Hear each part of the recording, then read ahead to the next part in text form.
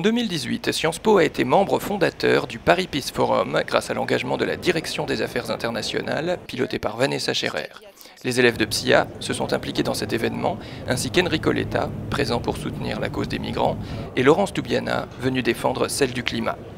Des thèmes défendus aussi par Justin Trudeau en avril en Fiboutmi. La façon de s'avancer, c'est pas de faire un choix entre l'économie et l'environnement, c'est de comprendre qu'il faut s'occuper des deux en même temps. Des thèmes au cœur des visites des autres chefs d'État et de gouvernement et diplomates reçus cette année. Le président du Costa Rica, de la Colombie, la présidente de l'Assemblée générale de l'ONU, les premiers ministres français, afghans, néo-zélandaises. You cannot separate the well-being of people from the well-being and the protection of people's environment.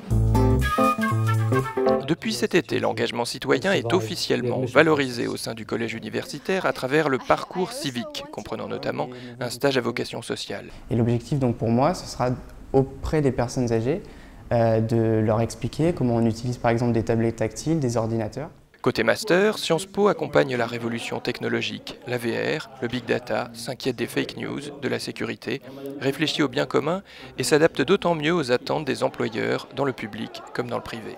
Nos partenariats internationaux se resserrent grâce à de nouvelles initiatives comme le Sustainable Development Goals Certificate avec Columbia, la RT School de Berlin et Lee Kuan Yew à Singapour. Mais Sciences Po n'oublie pas la solidarité essentielle que constitue son programme Welcome Refugees, destiné aux demandeurs d'asile. Les cours donnent lieu depuis cette année à un véritable certificat. Pour améliorer notre employabilité, on a quand même besoin d'acquérir un certain nombre de connaissances. J'ai lu un bouquin d'un anthropologue français. Et ça m'a donné l'idée et l'envie d'étudier l'anthropologie. La crise des migrants est aussi celle de l'Europe. Un sujet au centre du European Consortium for Political Research, porté par Virginie Guiraudon. L'Europe est aussi économique, zone euro, objet d'attention de l'équipe franco-allemande de Philippe Martin. Nos chercheurs continuent d'assurer la qualité et la réputation de l'établissement. Nous sommes 4e du monde en sciences politiques et relations internationales au classement QS. 18 nouveaux académiques ont été recrutés cette année, 9 nouveaux projets ont été sélectionnés par l'ANR et l'Union européenne, et Patrick Le Gallès a décroché la médaille d'argent du CNRS. Le projet architectural de notre nouveau campus de l'Artillerie a été présenté dès le mois de janvier. Il y a une succession de cours qui viennent donner une sorte d'oxygène à ces bâtiments. Les travaux ont commencé à l'été, les portes ouvriront en 2021.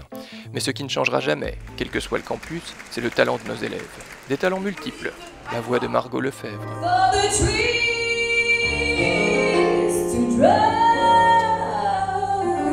Le hip-hop d'Inès Ramdam et d'Hardcore.